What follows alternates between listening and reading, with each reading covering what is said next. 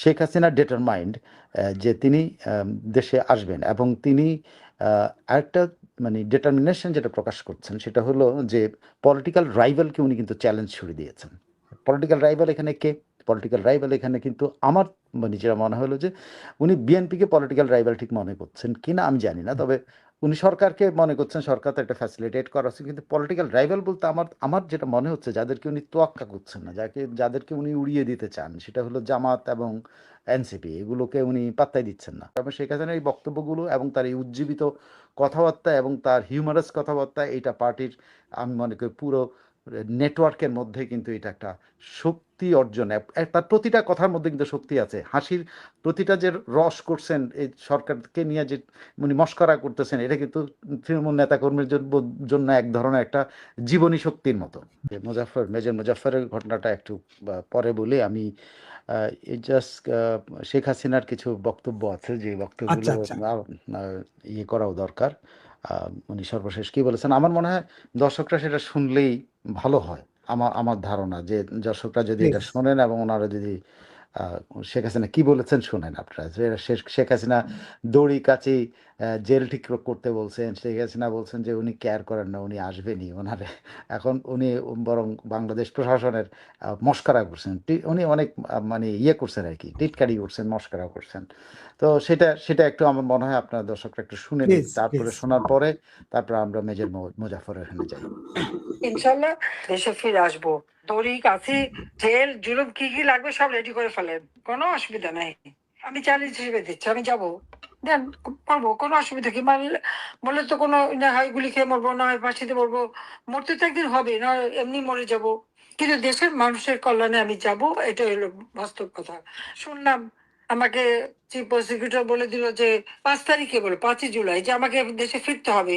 আমি রাজি, আমি ফিরবো, আমি আসছি। যেই বললাম আমি যাব, না এভাবে ফেলা যাবে না, এই নিয়ম মানতে হবে, ওই আইন মানতে হবে, সেই আইন মানতে হবে। সুইডেন থেকে খুনিকে নিয়ে এসে কোর্টে প্লেস না করে তাকে কিন্তু শাস্তি থেকে মুক্ত করে দিয়েছিল খালেদা জিয়ার আমলে। এবারেও আপনারা দেখেন তারেক জিয়ার থেকে শুরু করে যারা ফেরত এসেছে বা যুদ্ধাপরাধী, সে আবুল কালাম থেকে শুরু করে তারা যারা আসছে, তাদের কিন্তু কারো কোর্টেও যেতে হয়নি, কিছুই নাই, এমনি এমনি তাদের মামলা উঠে চলে গেছে। তাহলে কি চলছে বাংলাদেশে? আমি তো বলছি হ্যাঁ আমি আসবো, কেউ বলে যে আমার জন্য নাকি দড়ি বানাতে হবে। প্রাক্তন চিফ প্রসিকিউটর, হ্যাঁ বানান, দড়িটা বানান, কোন দড়িতে ফাঁসি দেবেন বানিয়ে টানিয়ে মোম টোম দিয়ে ভালো করে তৈরি করে রাখেন। আর আমাকে জেলে যেতে হবে, আমি রাজি, আমি জেলে যাব, জেলটা ঠিক করেন। আর আমি তো নিজে পালিয়ে আসিনি, আমাকে একবার প্রধানমন্ত্রী হিসেবে একদম প্লেনে করে নিয়ে আসা হয়েছে, হেলিকপ্টার প্লেন এনে এখানে রেখে গেছে। তাহলে সেই প্লেনে আবার পাঠান, আমি ফেরত যাবো। তাহলে আমার তো আমার মতো যেতে হবে। আর আমি যখন কথা দিয়েছি আমি তো যাবো, একটা নতুন না, আমি 81 সালে জিয়াউর রহমান বাধা দিয়েছিল, সেই বাধা অতিক্রম করে আমি বাংলাদেশে ফিরেছিলাম। 2007 সালে মঈনুদ্দিন ফখরুদ্দিন ইয়াজউদ্দিন বাধা দিয়েছিল, আমি সেটা মোকাবেলা করে দেশে ফিরেছিলাম। এবারও আমি ইনশাল্লাহ যাব। বাংলাদেশের মানুষের উপর এত অত্যাচার, জুলুম, নির্যাতন, এইভাবে অনিয়ম, ওর থেকে বাংলাদেশে যাই। হ্যাঁ, মৃত্যু থাকলে তো মরবো, এ তো কোনো কথা নেই, মানুষ তো চিরদিন বাঁচে না, কিন্তু বাংলাদেশের মানুষের পাশে দাঁড়াতে হবে। আজকে বন্যার সময় আমরা থাকলে তো এই একদিনও 24 ঘন্টাও দেরি করতে হতো না, সেখান থেকে সকলে উদ্ধার করা, তাদের খাদ্যের ব্যবস্থা করা সব আমরা করতাম। হ্যাঁ, আমাদের ছাত্রলীগ, যুবলীগ, স্বেচ্ছাসেবক লীগ, আওয়ামী লীগের লোকরা করছে, যারা যতটুকু পাচ্ছে। কারো কিছু নাই তো, অর্থনৈতিক ভাবে সবাইকে পঙ্গু করেছে, অর্থনৈতিক ভাবে তাদের যত ব্যবসা প্রতিষ্ঠান যা কিছু ছিল, চাকরি বাকরি সবই খেয়েছে। আর আচ্ছা যতটুকু যতটুকু শোনা গেছে যেটা ইয়ে হয়ে গেছে মানে যেটা হয় আর কি, এগুলো সংগ্রহ করতে গিয়ে আবার অন্যান্য প্রোগ্রামের কিছু জিনিসও চলে আসে। তো যাই হোক, আপনারা নিশ্চয়ই শুনছেন যে শেখ হাসিনা কি বলেছে, আপনি নিশ্চয়ই শুনছেন। শেখ হাসিনার এখানে কয়েকটা পয়েন্ট আছে। সে প্রথমত হলো যে উনি একজন কারেন্ট অ্যাফেয়ার্সে কথা বলছেন, এটা কিন্তু খেয়াল করে দেখেন যে কখন কে কি কথা বলছে, এটা কিন্তু ইমিডিয়েটলি উনি উত্তর দিচ্ছেন। উনি এটাও বলছেন যে আমি আগে দেশে যেতে, আমাকে দেশে নেওয়ার জন্য এত চাপাচাপি করতেছে, এখন যখন আমি দেশে যেতে চাচ্ছি তখন আমাকে নিতে চায় না কেন, আমাকে এখন আমার জন্য প্লেনটা পাঠাক। উনি অনেক মস্করা করছেন, অনেক মজা করছেন, কিন্তু শি ইজ এন হিউমার মানে আপনি মধ্যে মানে তার ইয়ে কি বলে মরাল অনেক হাই, মানে উনি অনেক মানে শক্তিশালী মনের পরিচয় দিচ্ছেন যে উনি ফাঁসি নিয়ে টিটকারি করতেন, বলছে দড়ি কোথাতে বাঁধতে, মোম লাগাও দড়ির মধ্যে, এই সেই কথা, মানে দড়ি কাচি তৈরি করো, তারপর জেল তৈরি করো, কত জুলুম করবা করবা। আমি ধরেন উনি যেটা ইয়ের মধ্যে যেটা খুব সিগনিফিক্যান্ট যে জিনিসটা বলেছেন সেটা হলো টিটকারি মস্কারা, মানে হিউমারাস বক্তৃতা, বক্তব্য যেটাকে বলে সেটা। আর সিরিয়াস যে কথাটা বলছেন যে উনি একটা কথা বলছেন যে জিয়াউর রহমানের বাধা দিয়েও আমাকে রাখতে পারেনি, আমি কিন্তু ফিরে এসেছিলাম, আমাকে আটকাতে পারেনি। আবার বলছে ফখরুদ্দিন এই কি বলছে যেন, মঈনুদ্দিন ফখরুদ্দিন আমাকে মঈনুদ্দিন বাধা দিয়ে ফখরুদ্দিন। আমাকে আটকাতে পারে নাই, আমি কিন্তু চলে আসছি। সো আমাকে কেউ বাধা দিয়ে পারবে না, আমি আসবই।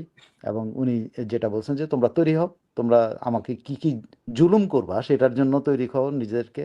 এবং চিফ প্রসিকিউটরের কথা উল্লেখ করছেন যে চিফ প্রসিকিউটর এখন আইন দেখাচ্ছে, কিসের আইন দেখাচ্ছে? আমাকে তো ওরা প্রধানমন্ত্রী মর্যাদায় দিয়ে প্লেনে করে নিয়ে গেছে, হেলিকপ্টারে করে নিয়ে গেছে, এখন আমার জন্য প্লেনটা পাঠাও, আবার আমাকে নিয়ে যাও, আমি তো আজ যেতে রাজি।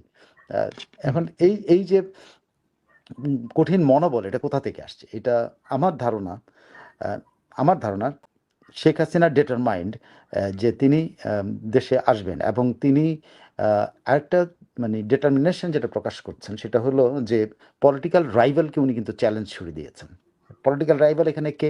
পলিটিক্যাল রাইভাল এখানে কিন্তু আমার মানে যেটা মনে হলো যে উনি বিএনপিকে পলিটিক্যাল রাইভাল ঠিক মনে করছেন কিনা আমি জানি না, তবে উনি সরকারকে মনে করছেন, সরকার তো একটা ফ্যাসিলিটেট করা উচিত, কিন্তু পলিটিক্যাল রাইভাল বলতে আমার আমার যেটা মনে হচ্ছে যাদেরকে উনি তোয়াক্কা করছেন না, যাদেরকে উনি উড়িয়ে দিতে চান, সেটা হলো জামাত এবং এনসিপি, এগুলোকে উনি পাত্তাই দিচ্ছেন না। যে ওনার বিরোধিতা করা মানে সরকারের বিচার ব্যবস্থার আন্ডারে উনি বিচারের সম্মুখীন হবেন, সেটা উনি বিশ্বাস করেন যে উনি এই বিচারে ন্যায় বিচার পেলে উনি মুক্ত হয়ে যাবেন। কিন্তু ওদেরকে উনি পাত্তা দিয়েছে, ওদেরকে পলিটিক্যাল চ্যালেঞ্জ ছুড়ে দিয়েছেন, যারা ওনাকে পলিটিক্যালি চ্যালেঞ্জ করছে। খেয়াল করে দেখেন এখানে পলিটিক্যাল চ্যালেঞ্জ কে করছে? এখানে পলিটিক্যাল চ্যালেঞ্জ করতেছে যারা পলিটিক্যাল বক্তৃতা ছিল, যে এনসিপি ওনার জন্য ওনাকে কোনো আপিল করতে যাওয়া যাবে না, ওনাকে এই করতে যাওয়া না, সেই করতে যাওয়া যাবে না, ওনাকে সরাসরি ফাঁসিতে ঝুলাইতে হবে, এরকম একটা কথাবার্তা বলছে। জামাতও কিন্তু একই রকম অ্যাটিচিউডের কথা বলছে, যে আসতেই দেওয়া যাবে না, এরকম একটা অ্যাটিচিউডের কথা বলছে। কেন? কারণ হলো জামাত এবং এনসিপি মনে করছে যে উনি যদি দেশে প্রত্যাবর্তন করেন, আন্তর্জাতিক দেশীয় তার সাংগঠনিক শক্তি প্লাস আন্তর্জাতিক দৃষ্টির কারণে শেখ হাসিনাকে কিছুই করা যাবে না, কোনো টাচই করা যাবে না, এটা ওরা মনে করতেছে। এদিকে বিএনপির মধ্যে একটা ভরসা, ভরসা তাদের মধ্যে আছে যে অ্যাটলিস্ট বিচার ব্যবস্থার মধ্যেও ডিলে করে শেখ হাসিনা তো 2 বছর জেলে ঢুকায় রাখতে পারবে। কারণ বিচার ব্যবস্থাতে এমন একটা ধরেন এটা এটা কিন্তু মানে আন্তর্জাতিকভাবেও খুব বেশি ঝামেলা করা যাবে না যদি হিয়ারিংগুলো ওনারা দেরিতে দেরিতে করে এটা 2 বছর পর্যন্ত না লিঙ্গার করেন। সো তারা একটা পলিটিক্যাল রিলিফ পায়। তো বিএনপি এই যে এই লাইনে বিএনপি যাবে কিনা, যদিও উপরে সালাউদ্দিন সাহেব হুঙ্কার দিচ্ছেন, কিন্তু অ্যাট দ্য সেম টাইম কিন্তু পলিটিক্যাল এলিমেন্টস যারা পলিটিক্যালি তারেক রহমানকে অ্যাডভাইস করছেন বা করেন, সেই রিজভী আহমেদ বলেন আর মির্জা ফখরুল ইসলাম, তাদের ভাষায় কিন্তু অনেকটা ইয়ে। আবার আপনি যদি এটাও দেখেন যে তারেক রহমান যদি কোনোভাবে ধরেন মানে ইয়ের মধ্যে মানে কট্টরপন্থার দিকে যান কিনা, এটাও কিন্তু এনআরআই ব্যালেন্স। তো এই এনারা কিন্তু আওয়ামী লীগের ইয়েতে কি বলে নিষিদ্ধের ব্যাপারটাতে আসে বলছে যে এটা আদালতের প্রশ্ন, আদালত দিয়ে হবে। শেখ হাসিনার প্রশ্নে তারা কিন্তু একটা কথাও বলে না, উনি বিচারের মুখোমুখি হবেন, তারা কিন্তু কিছু বলছে না। আপনি সরকারের তরফে শুধুমাত্র স্বরাষ্ট্রমন্ত্রী আর শামা ওবায়দ ছাড়া আর আস্তে আস্তে কিন্তু সুর নরম হয়ে আসতেছে, ওয়েলকাম করতেছে, এখন ওয়েলকাম করছে, মানে এখন বরং আইনি আইনি ফাঁদগুলো, আইনি ইয়েগুলো বের করার চেষ্টা। চিফ প্রসিকিউটর দিকে বলানোর চেষ্টা করা হলো যে উনি আসতে হলে 2 দেশের মধ্যে সমঝোতা হইতে হবে, মানে অন্যদিকে ঠেলে দিচ্ছেন ওনার আশাটা। সে এই দিক থেকে শেখ হাসিনা মরাল অনেক গেইন করেছেন। উনি বরং এই পলিটিক্যাল চালটা বলে, মানে আমি যেটাকে পলিটিক্যাল মুভমেন্ট বলছি, অনেকে এটা বলতে চায় না, বলে যে এটা শেখ হাসিনা ঘোষণা আছে উনি আসবেনই, এটাই হলো একমাত্র ইয়ে। আমি বলছি না, এটা একমাত্র বিষয় নয়, ইট ইজ এ টোটাল। ওনার আসার আগ পর্যন্ত এটা একটা পলিটিক্যাল মুভমেন্ট, যে পলিটিক্যাল মুভমেন্টের মধ্যে দিয়ে উনি ওনার পার্টিকে পুনর্জাগরিত করবেন, ওনার পার্টিটা সুসংগঠিত করবেন, ওনার পার্টিটার পুরা সাংগঠনিক ভিত্তিটা উনি তৈরি করে নেবেন এই ফাঁক দিয়ে বিভিন্ন কর্মসূচির মাধ্যমে। সামনে আগস্ট মাসে অনেক কর্মসূচি আছে। হ্যাঁ, আপনি তো জানেন আগস্ট মাস হলো শোকের মাস, এবং আগস্ট মাসের পরে থেকে শুরু করে ডিসেম্বরে সে বিজয়ের মাস। সো এই সময়টা কিন্তু আরও একটা সময় ওয়েদারও কিন্তু আস্তে আস্তে ভালো হবে। সো ওয়েদার যত ভালো হবে তত কিন্তু মাঠে আহ, মানে আন্দোলনের একটা উপযুক্ত পরিবেশ তৈরি হবে। আর সময় যত যাবে তত কিন্তু একটা পরিবেশ তৈরি হবে।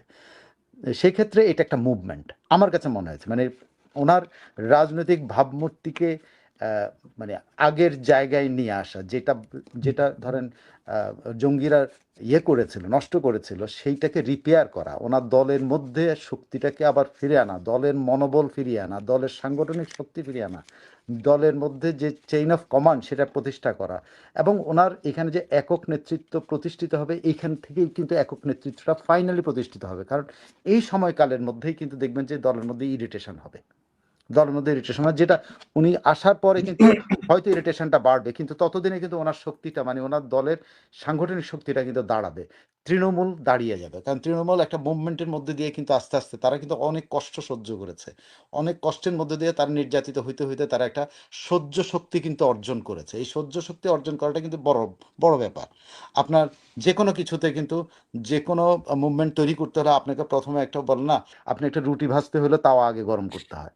তো এটা তাওয়া গরম করার মতো, পার্টিটাকে গরম করার মতো, পার্টিকে তৈরি করার মতো, এইটা একটা মুভমেন্টের আকারে ধারণ করে। এবং শেখ হাসিনার এই বক্তব্যগুলো এবং তার এই উজ্জীবিত কথাবার্তা এবং তার হিউমারাস কথাবার্তা, এইটা পার্টির, আমি মনে করি পুরো নেটওয়ার্কের মধ্যে কিন্তু এটা একটা শক্তি অর্জন, তার প্রতিটা কথার মধ্যে কিন্তু শক্তি আছে। হাসির প্রতিটা যে রস করছেন এই সরকারকে নিয়ে, যে উনি মস্করা করতেছেন, এটা কিন্তু তৃণমূল নেতাকর্মীর জন্য এক ধরনের একটা জীবনী শক্তির মতো।